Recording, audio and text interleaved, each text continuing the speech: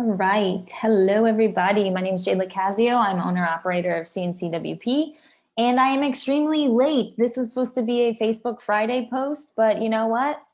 It's a super late Sunday post. So what we do each Friday is we take about 3 to 5 questions that you guys submit at random, and we answer them. Very straightforward. Most of these come from people who are not our clients and are just asking questions, so I can then give you my personal opinion. So let's go ahead and get started. We have, oh cool, I have all 3 emails this week. So we have 3 questions from Carrie, John, and Jessica. So let's start with you, Carrie. My husband and I have been married for 12 years this October. Congratulations, that's awesome. I started my weight loss journey 1 year ago and have gone from 230 pounds to 155 pounds. In the beginning, my husband was the biggest fan, the most supportive, and enjoyed the new me physically and mentally. In the last 6 months, I have noticed he is no longer excited for me and instead questioning me why I'm doing this. He doesn't encourage me anymore and is constantly blaming me for spending too much time at the gym or running. Is this something that you have heard of before? I feel very discouraged. Thanks. Okay, so I know, okay, because you are not my client, I can indeed give you my personal opinion here, but let's address the common first, right? This is not all that uncommon of a situation, especially in couples who have been together for long periods of time. You're used to each other being a certain kind of way, right? You're used to your partner being that person. So change is obviously going to stir up some sort of emotions. I try and steer clear of giving relationship advice because every relationship is different. You could be in an unhealthy relationship and I don't know. I don't deem myself a relationship expert, but this situation is something that I have personally been through, so I feel comfortable talking about it. I would say you want to always start with you, right? So this is clearly an issue now. It's a well-developed issue if you're saying the last 6 months. Look at yourself, okay? And I know that most people will be like, what the heck? This is not her problem, blah, blah, blah, blah. But I'm saying in every healthy relationship or marriage, if you want it to work, you always have to really cross-check, right? Is there something that I'm doing? Am I behaving in a way? Am I, making him question? Can you understand his point of view, right? And if everything there checks out and, for the most part, you're not behaving in any kind of way, you just want to be healthy and a better person, your motives are pure, all that good stuff, I would say that most of the time situations like this are caused by the other person's insecurity. So my question to you would be, is your husband physically active? Is he, is he where you transitioned from? You had 2 different spots in your life. You said you were 230 pounds and you've transitioned now to this new spot of 155 pounds, which is a whole new person, new mentality, new energy. So is he still where you have transitioned out of? Because, excuse me, I'm fighting the morning sickness. I'm fighting it. This is something that can be, it can be deemed as several different things. If your husband loves you and he is excited for you and wants you to lose weight, then of course he would want you to keep on, right? My only concern here is that there are several red flags that this could be a unhealthy relationship. And again, because you are not my client, I can just speak openly with you, right? I would speak openly with you as my client, but not unless you ask my opinion, right? And since we're talking here, I'm just going to let you know that I think it is a ridiculous thought to stop any sort of progress health-wise.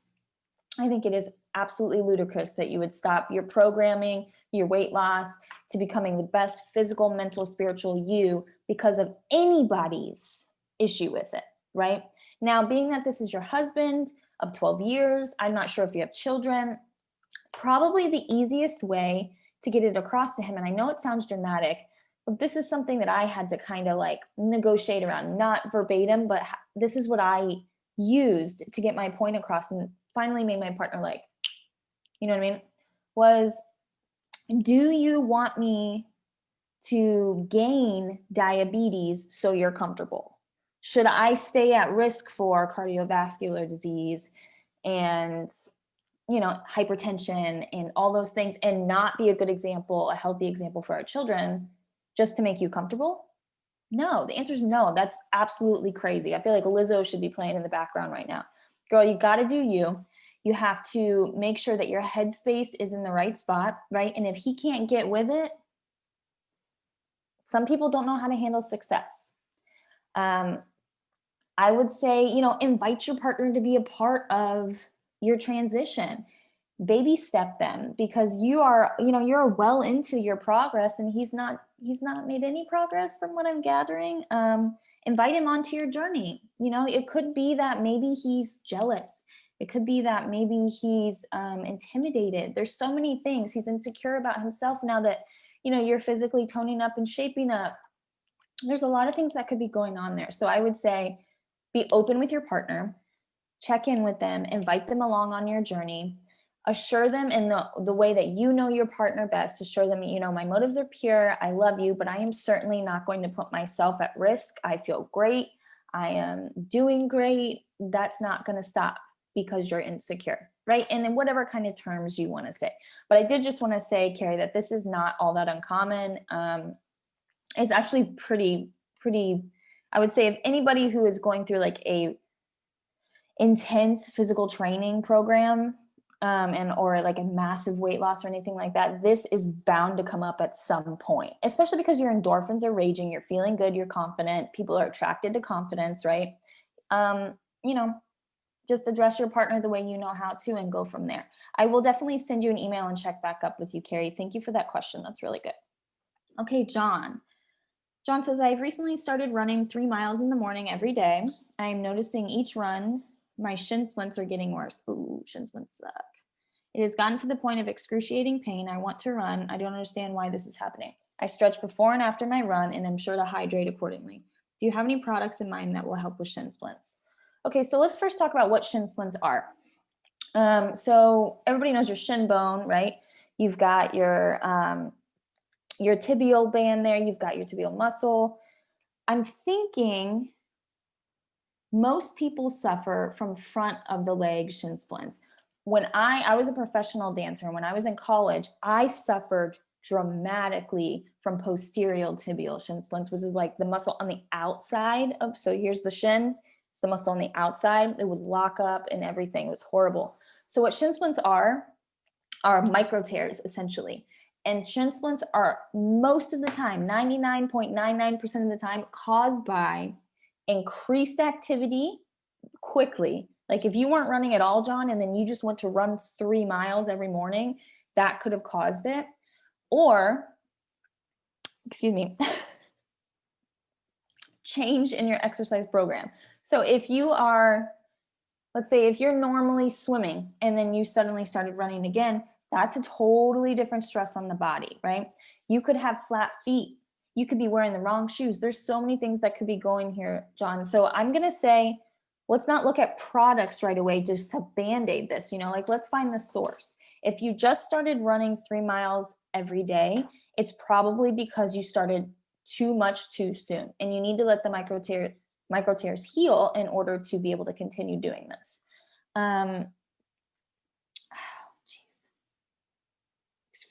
So if you're at excruciating pain level, is that before or after your run? Are you running on legs that are already in pain? Is it after?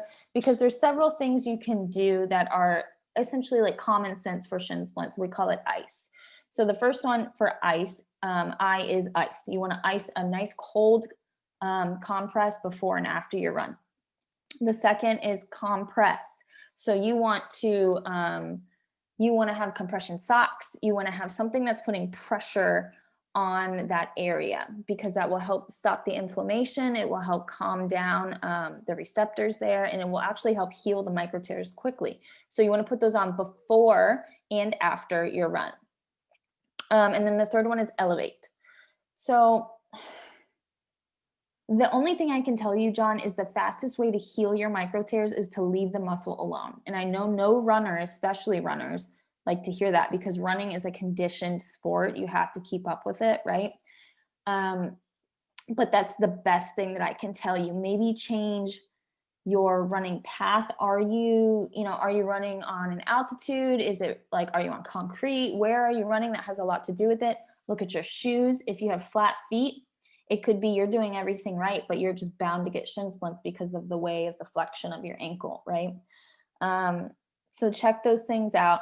If you're already doing those things and you're still having excruciating pain, you definitely need to go to your doctor 100% and get checked out, because there could be stress fractures involved. You could have, you could be slightly bow-legged for all you know. You could be running on the wrong part of your foot. So there's a lot of things that could be going on, but I would say common sense wise, you want to ice, compress, and elevate. Make sure you have enough potassium and you're hydrating. Okay. Oh, and stay off of it as long as you can, John. I know that's hard, but do it. All right. Where's my last one? Okay, here it is. It says, I am 6 months pregnant. I am finding that I am not able to exercise the way I could before. Do you have any exercises? I understand that exercising during pregnancy can be a bit taboo. My doctor has okayed me and I feel fine. I have no high risk issues and I'm willing to try something new. Do you have any recommendations? This is great. Okay, so exercise during pregnancy is very taboo because people have kind of viewed pregnancy as this like, oh, you're creating a child, you need to rest and eat all the time. And I just kind of refer those people back to, or the people with that type of thinking back to like, well, what did people do when we were hunters and gatherers? Like the woman didn't lay on the couch and watch Netflix all day long. You know what I mean? And I'm not dogging you if you do that, I'm just saying there needs to be a balance. And again, like the reason being is that our bodies are meant to move. They're meant to adapt. It's just the way it is. So especially the female body, when you're creating, your organs are literally shifting places, right, in order to make room for this new life. So long story short, at CNCWP, we are definitely pro exercise during pregnancy.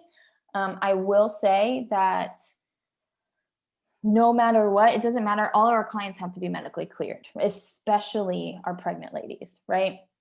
You do not want to you do not want to work out while you're pregnant if you have high blood pressure, preeclampsia, heart or lung disease, placenta problems, cervical issues. And I don't mean not work out at all. I mean, you want to be very cautious and you want to make sure that everything is cleared by your doctor. There may be some certain moves that your doctor's like, hey, just avoid this angle or stop doing this. Especially some ladies aren't even allowed to have sex when they're pregnant because of complications and certain movements, if you have like a cerclage or something. So you said that you don't have any high risk issues, which is great. So let's talk about what you can do then. I would say you can pretty much do almost anything. You just want to make sure you're not in a position to where you're laying on your back for a long period of time, because that's going to restrict blood vessels to the baby. That's going to make you feel nauseous, dizzy, short of breath, all that good stuff. That's why we don't sleep on our back flat, when we're pregnant. Another good thing to keep in mind is you don't want to do any sort of exercises that's going to make you change altitude quickly. So let's talk about, like, for example, and I know this is just so far out there, but I have to kind of cover all the bases, like scuba diving.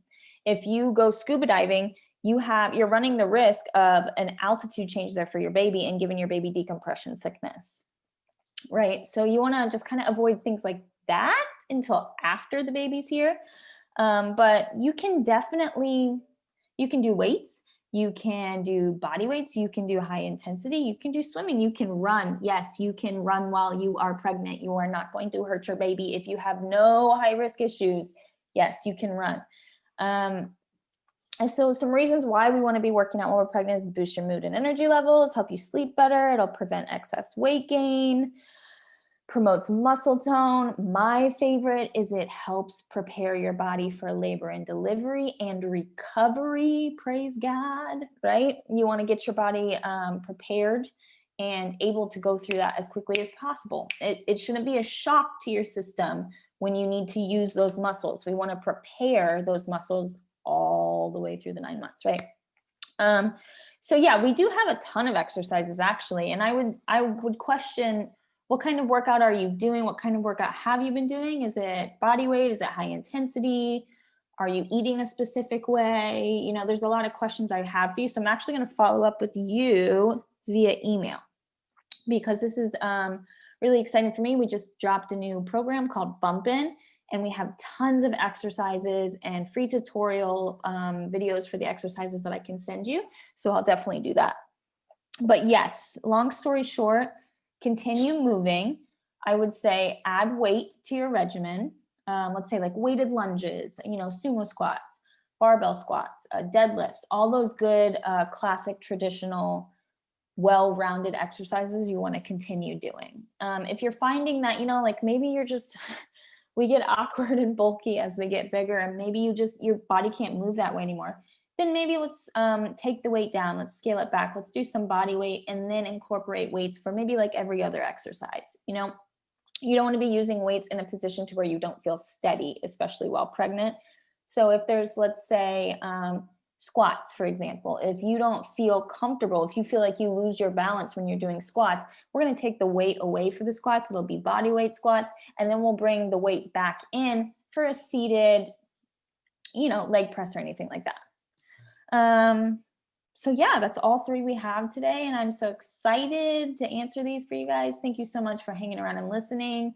I appreciate it. I'm so sorry that we were late, but it is what it is. I hope you guys have a beautiful Sunday, and we will talk to you soon.